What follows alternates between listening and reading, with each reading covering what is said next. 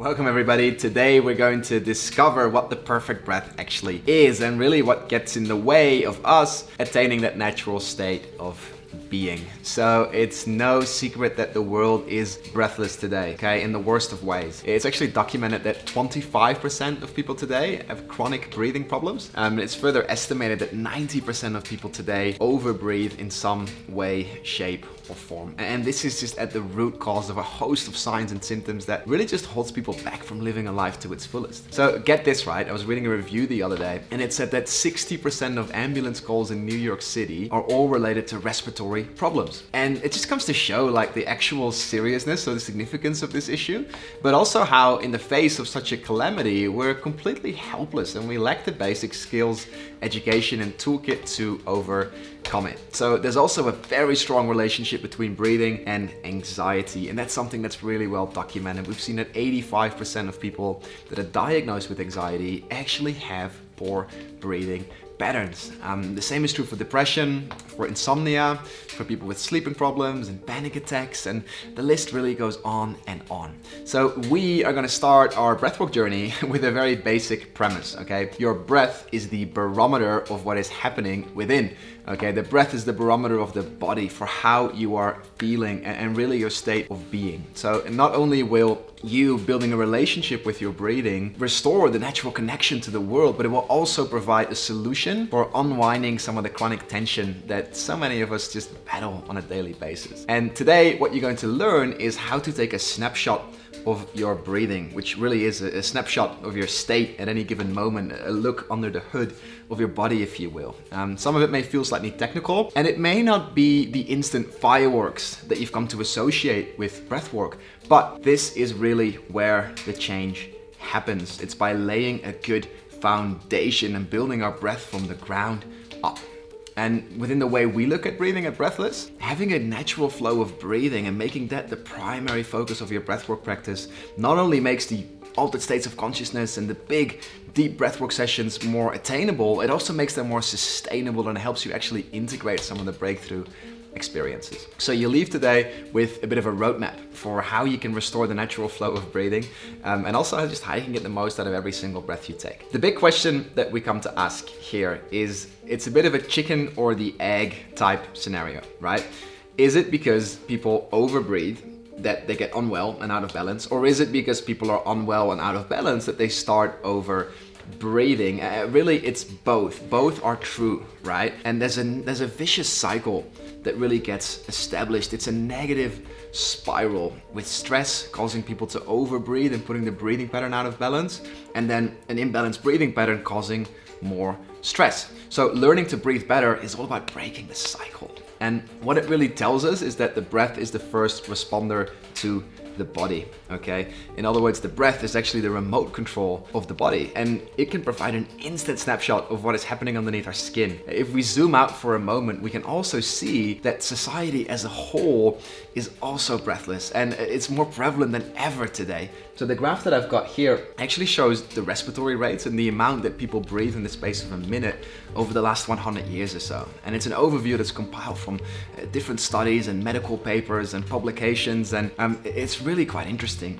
It's been shown that in 1929, a healthy person would on average breathe about 4.9 breaths in the space of a minute, right? Whereas today, it's up to 12, which is more than double that amount. So what we can really see from this is that a person today on average breathes about double the amount than a person 100 years ago. And this really has significant consequences. So if we take it one step further, we can actually also see correlation between disease states and breathing patterns. And what we see in this graph here is that we actually see that someone with heart disease will breathe on average about 17 breaths in the space of a minute, right? Where someone with diabetes will tend to have a breathing rate of about 15 breaths in the space of a minute. There's data on asthma, there's data on hypertension, there's data on liver cirrhosis, panic disorder, hypothyroidism, and the list really goes on and on and on. What's actually quite interesting, a little side note here, is that it also appears to be true for mental health. So the pattern here is actually that when people are unwell, whether it's physical, mental, or emotional, they're out of balance, the breathing is also out of balance. And the positive news is actually that when we correct the breathing pattern and we restore the natural flow of breathing, the body and the brain simply follow suit. So Key thing to take away from all of this is that how much you breathe is an indicator of your state. And one of the main goals of the Breathless program is actually to help you breathe less and really to correct your breathing pattern so that your natural resting respiratory rate is closer to 8 to 10 breaths per minute, which is actually healthy, right? It's actually normal. And this will already have a soothing and calming effect on all other bodily systems. So one thing that sets our methodologies apart is that we actually create a roadmap. We actually have a trajectory and we actually have progressions within our breathing patterns and the way that we approach breathwork, because the end goal of breathwork should be not to need breathwork anymore.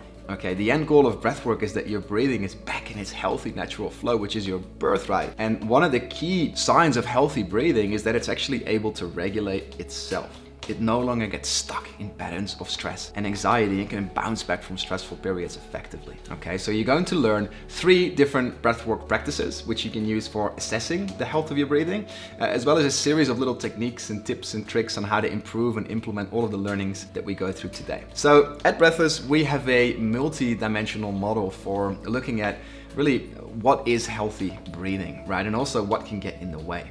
So we look at it as a 3-dimensional model. There's 3 spheres of influence, right? And the first one is chemistry. And chemistry is all about breathing less, right? So it refers to the delicate balance between oxygen and carbon dioxide.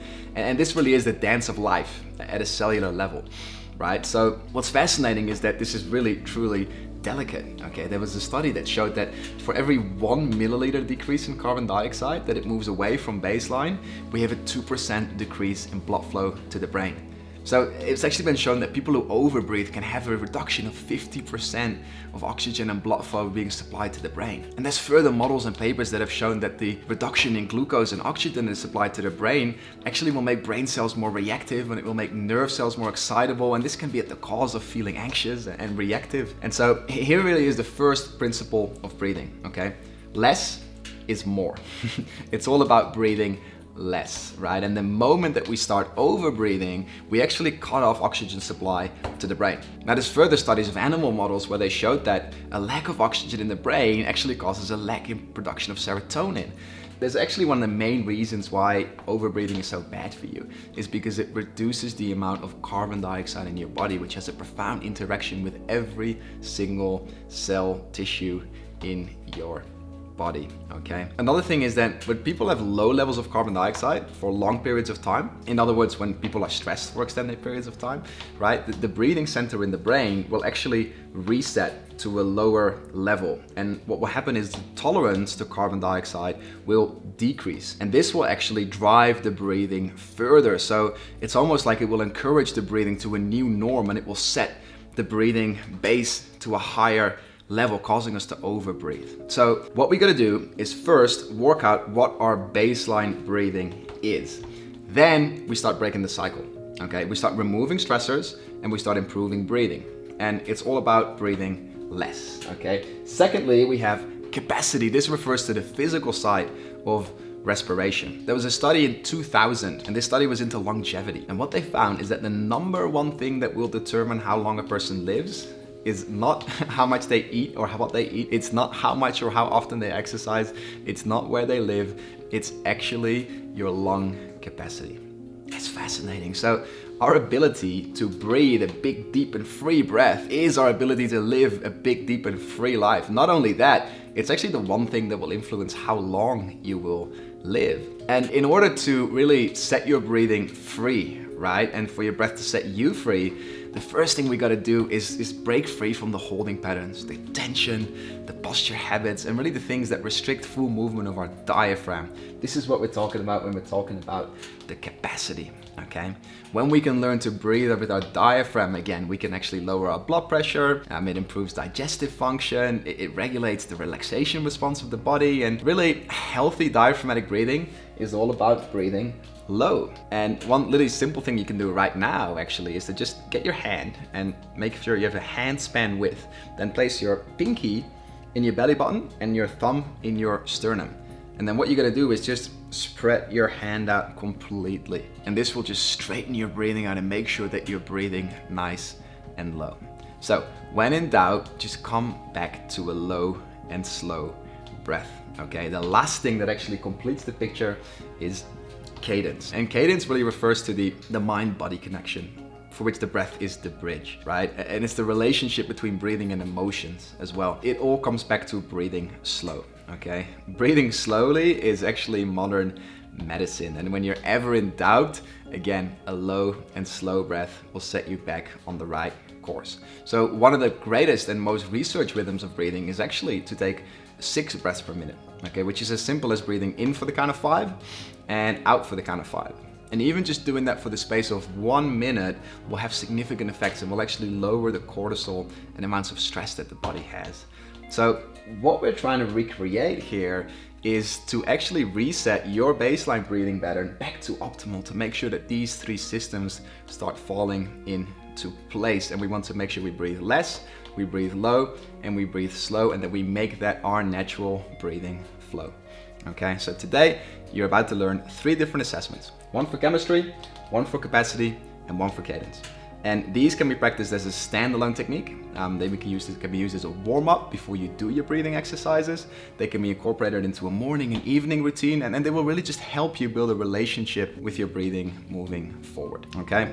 Tomorrow is all about how you're going to approach restoring the natural flow of breathing, whereas day 3 is all about how your breath can help improve your performance and how you should breathe during exercise. Day 4 is about the relationship between the head and the heart. Day 5 is about breaking through using breathwork, really using your breath to blow the roof off limitations. Day 6 is about integration, how you can create more flow states as well. Whereas in day 7, we talk about trauma-informed breathing practices. I cannot wait, and I'll see you there.